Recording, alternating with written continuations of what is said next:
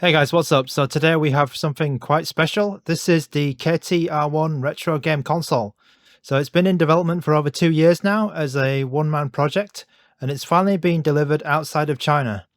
Thanks for checking out my earlier live streams on this one. So let's start with an unboxing and I'll give you my first impressions in a moment. Okay, so here's the KT-R1 box. Like most of the modern electronics these days, it's quite compact. So the outside lists all of the relevant specifications. So for instance, you have the CPU, the screen, battery, etc., the weight. And on the right side here, we have the customizable options. So I've chosen the 8 plus 256 model. So that's 8 gigabytes of memory and 256 gigabytes of storage. I've chosen white, the joystick in the top position, plastic, and then the 4G and Wi-Fi version. So there's various options here, and it's one of the very few handhelds that you can actually customize out of the factory. So let's just take a look inside. You get a spare screen protector here on the top. You get the console itself. Underneath that, you can see we have a USB-C to USB-A cable for charging and data. You get a eject tool for the micro SD card and SIM card tray. You get a screwdriver down here, and then you also get these two membranes. These are for the D-pad or the buttons. So it's a little bit strange that they give you these membranes because they're not really the first thing that would go faulty on a handheld, but here they are anyway. Okay, so here it is. This is the KT-R1. I selected the white plastic model, and that's what they're calling this colorway. Obviously, looking at the console in person, it's not white at all. So let's have a look at this Miyoo Mini Plus, for example. This is what I would expect if I ordered a white console. This is more of a beige color, and I think they should have called this retro beige because it matches like those old PC cases that you see back when people were playing Doom or Duke Nukem or Command & Conquer. And yeah, it's not really white at all. I knew it looked like this when I first ordered it, so it's not a problem with me. I'm okay with it. But obviously, if you're looking out for to buy this console and you're not sure what the colors are actually like in real life, I recommend that you check out the Discord and see some real images of the device, like the ones that people have actually received. Because to me, the colors are the naming of the colors is a bit strange. Like this is meant to be white, and also there's a green, purple, and pink. And you'd think that these colors might be quite bright, but when you see pictures of them, they're quite pale and lighter to me. So you want to check out the colors before you order and make your decision. And yeah, just be careful of that. Be wary of it. Okay, so let's go over quickly everything on this machine. On the front face, you have your usual controls. And as I said before, I chose to have the joystick in the top left position. If you want, you can have the D-pad up here instead, and the cost will actually be the same. The front here has the display itself, and I'll talk about that one a bit more later. And you can see here that there's some very small status LEDs. Actually, I'm not sure if the camera can pick that up, but when you're charging the device, for example, you'll see a small red dot here, and then you see some notification lights up there as well. In the right hand side, we have the usual ABXY buttons, and they're a similar size to other handhelds. So if you've used a normal Xbox or PlayStation controller, it's going to be smaller than that. But if you've used something like a Nintendo Switch, these buttons are actually slightly bigger than a Nintendo Switch. It's kind of in between those. You might have noticed that the colors on the ABXY buttons are wrong. That's because I've chosen the Xbox layout with A on the bottom, and they've kind of arranged it in the Xbox way on the lettering, but then the colors are in the like a strange way as well. So it's kind of weird, but I do get why they would do that because I chose to have the joystick at the top. So surrounding these controls on the front, we have these hotkeys. So this is quite a cool feature of this console actually, because on an Android console, you want to have extra keys for like home and back or your hotkeys for menus and things. And I really like that we have these extra buttons for hotkeys to do with Android. So if home button, for example, something like an RG552, what they did with this one is they put the hotkeys. You've got start and select here, but then they put the hotkeys like down here, so it's not very accessible. And there's one here for function, for example. On this console, it's pretty good because everything's easy to access, but it's not out of the way, and it's not like in the way and you're going to press it by accident. I really like that, actually. In the software, you can actually change what these functions do. So if you want start and select at the top or at the bottom, you can flip those around in the Android menu. So that's quite useful. At the bottom here, we have the front-firing speakers, and you don't have to set these very high for the volume to get loud. You can go down to maybe like 10-20% and they'll still be quite loud. But one of the issues with this console is that some of the units are arriving with the speakers out of phase, which is a very stupid issue, I think. And they are addressing it in the later units, but this particular one has one of the speakers out of phase. So what that means is that it will sound like it's kind of like a surround sound effect. But actually the speakers are not, they're basically not wired properly. And that's very silly, I think. Okay, so just looking at the left side and the right side of this console, there's actually nothing here, but the console is actually quite a thick one. So it's a slight letdown for me, actually, but they made the decision here to make it a bit thicker so that the cooling is more effective and the battery is bigger. So I think this is actually okay, because I've done some testing here and I can get around 6 to 8 hours if we're playing the game at full turbo. So there's some turbo settings, for example, here. And you would probably do that if you're playing something like a PS2 game or GameCube game. However, if we're playing a game like Super Mario World for Super Nintendo, then I would expect definitely over 8 hours, closer to 10 hours, and that's quite cool for this size console. Only the 6 and 8 gigabyte versions come with fast charging, by the way, and the cheapest 4 gigabyte one does not have fast charging. So just quickly flipping this guy over and checking out the back doesn't have anything except for some screw holes here. And I've seen photos actually of different models, different colors, and they have a KT Pocket logo on the back. But for this particular beige model and the first batch, I guess, they don't have any markings or any regulatory logos or symbols on the back. The case material is a smooth plastic, and it doesn't feel like it's going to slip out my hands easily.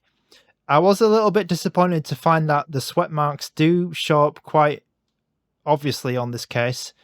It's okay, but I guess that if I had a black version, it would be way more noticeable. And I don't think it looks good at all, actually, with all the smudges and fingerprints on it.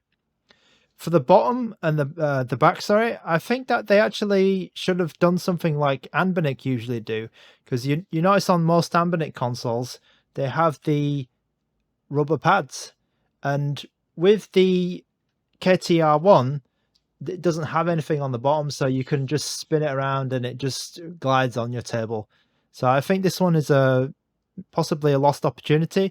They could have put some little divots or something, or some little stand bits of plastic to just make it stand properly, and I think that would have been a little finishing touch which would have been nice. On the top side here we have the L and R buttons. They're all in line. So on the left side here we have the power button, a volume up button and down, and then one of the microphones, and then we have like a heatsink grill. You can feel a little bit of air moving, not so much. There is a very quiet fan inside. It's hard to hear this one. And then you have your other triggers on this side.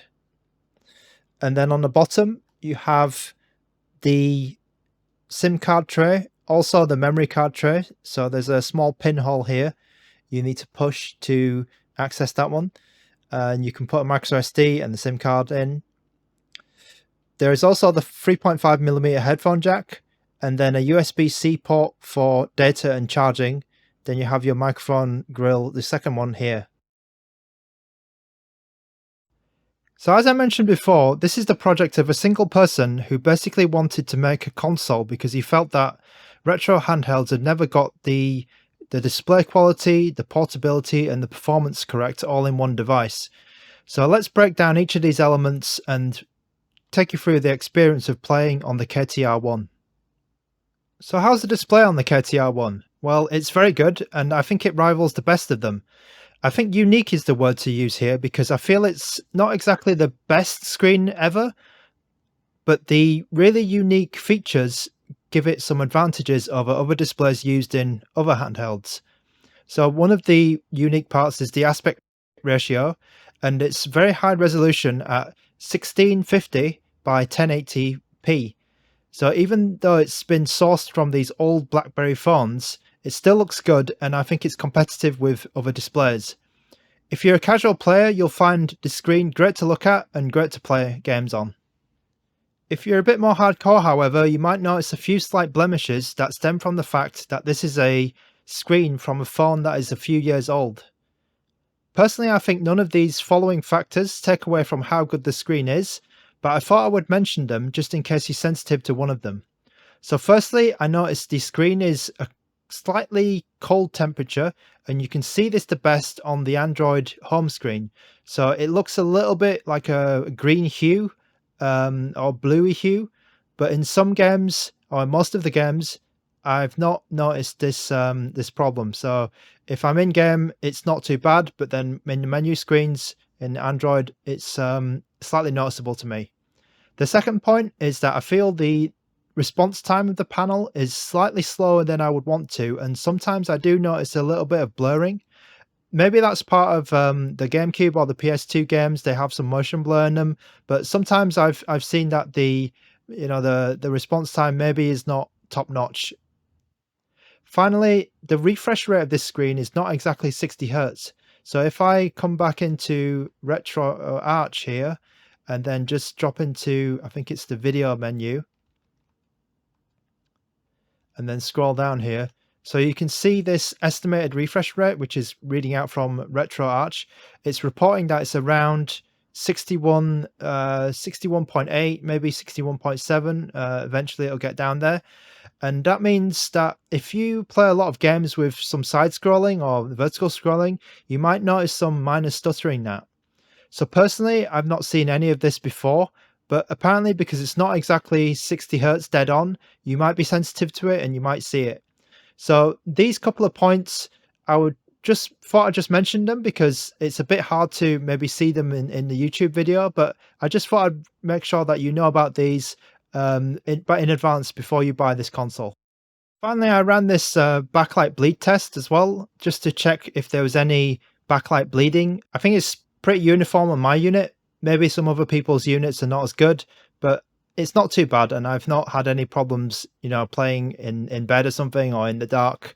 I've not noticed a big problem with this one. The 4.5-inch screen is the real star of the show here. Because it has a 3:2 aspect ratio, all the games in the 8, 16-bit or 32-bit generations look pretty good with minimal black bars on the left and right. Also, newer games that are using widescreen 16:9 ratio, such as the PSP games, also look great with minimal black bars on the top and bottom. Content that is natively in 3:2 looks awesome, so that's the entire GBA catalogue, and there's also some PS2 games that support 3:2. So something I never knew was that some PS2 games are actually meant to be played in 3:2, and if you play them at 16:9 they are stretched, or if you play them at 4:3 they are squashed up. So Outrun is one such example here, and it looks pretty damn good in 3:2. You can even do something really crazy with this console and play games in the vertical format. The 3:2 aspect ratio means that DS games will fit in exactly, and the effect is really, really cool. You can bind the buttons intelligently and maybe use the R3 button as your L trigger, and then bind the buttons in such a way that the other keys are reachable. Sorry, I'm just trying to play Metroid Prime Pinball here. So it's a really interesting way to play, and the plastic version of the console that I have here doesn't feel too heavy when holding it like this, and I think it would be really playable also with stylus heavy games where you just have to use the touchscreen. So let's talk a bit more about the controls. The right and left joysticks are Hall sensor based, which means that instead of using a mechanical design, they will use magnets inside. So the main benefit of this is that over time, should be as accurate as when you first got them. These sticks are inset a little bit, which helps in pocketability because the handheld sticks won't get caught in your pocket. And I think it's a good design aspect that doesn't really affect the playability of the console. There was a little bit of rough plastic inside my left thumbstick, but I just poked it around with a screwdriver and it's gone now. So the D-pad is the non-clicking style, so it's not like a PS Vita. It's more like a SNES controller, and it feels a little bit soft to touch. It doesn't have as much downward travel as other consoles or controllers. It's okay to me, and it's usable. And I can perform most of the Street Fighter moves reliably with this. Maybe the Dragon Punch is a bit harder, but it's okay. Not too much trouble here. The D-pad does have something a bit strange when I first got it. It felt a lot stiffer when it came out of the box, and it does need a little bit of wearing in, I'd say. You notice a little bit of wear marks appearing, especially on this this right-hand side here, the right hand and the top side here. And I think that if the design of the D-pad, they just maybe made the hole slightly bigger, it would have been much more comfortable and much better and perfect right away, basically. However, over time, as I've used this, it has improved as the plastic has sort of rubbed against each other, and I think it's okay. The face buttons here feel great out of the box. I've not had any problems with them sinking too far in. I think some of the other reviewers have said they do sink a bit in too much, but for me, they're completely fine. And just something to mention, I do get the wear marks again. So similar to this side, I do get the wear marks on some of the buttons that you've, yeah, you might feel that's a little bit annoying, but I don't mind it myself. Moving on to the top, the LNR buttons are like mouse clicks, basically, mouse switches, and they're just about usable for me. So in driving games, I wouldn't be using these. I don't like, yeah, they won't feel good for accelerate and brake. So I'd be changing the accelerate and brake to be A and X here. Proper triggers would have been nice, but of course it's a design decision to keep the profile of the console very, you know, straight, and just make sure that it's basically a pebble or a slab. So on the performance front, I think it's a bit of a mixed bag. So I've been playing Nintendo DS, GameCube, PS2 games without too much tweaking, but as long as you're using the recommended settings and maybe doing some underclocks, it's not bad at all. Don't expect perfection on this. To be honest, a lot of the games are not going to be running full speed. And if you're looking for like a perfect Nintendo DS, GameCube, and PS2 performance out of this, I think you'd be disappointed. However, anything before N64 and Dreamcast are basically perfect. So NES, Master System, Genesis, PS1, Game Boy Advance, Super Nintendo, and N64 and Dreamcast as well, they're all running fine. As you can see here, I'm playing Crazy Taxi. That's no problem at all. It'll be those later generation consoles which you need to do a bit more testing and tweaking on. So there is a turbo setting here, and most of the time I've used that. I haven't changed the resolution and made it lower down, but I've kept everything at turbo and the high resolution. It's pretty good actually. I've not had any heat problems or anything like that. So I think the cooler they've put in here is very high quality, and there is meant to be a fan in here, but I've never heard it. I'd say that in some PS2 games you're able to do double resolution. Some are, you know, not able to run very well. It's a bit of a mixed bag basically. Anything above that, so like PS3, 3DS, or Switch, I think don't even think about it basically. Yeah, that's too much for it. So what do I think finally of this console? So apart from the minor issues with the fit and finish and the sound issues, I think it's a really good first effort and a good console. If any of the issues that I mentioned does bother you, then maybe I would think twice about buying this, but there is an official Discord where you can talk to other users and find the creator of the console and get some direct support. I found this to be a really friendly place to chat in and a good resource for fixes or finding the right emulator APKs or some combination of settings. And there's always users there who will help you out to test some games if you don't have the console yet and you want to know how a specific game runs. I'll leave it there now, and I won't call this a full verdict, but I will say this. The performance is definitely really good on the KTR1, and it can handle a ton of games, pushing into the GameCube and PS2 eras. The size and form factor extremely cool. It's extremely amazing to be able to play these really powerful consoles on such a small device. And I think that building the console around the 3x2 design, 3x2 aspect ratio screen, was a great design decision, because even though it's not the best screen maybe you've ever seen, it's definitely worth it in terms of the portability and the uniqueness. You can play DS games in vertical format, for example. And I think that was that's the main factor about this console. It's a really unique piece of technology.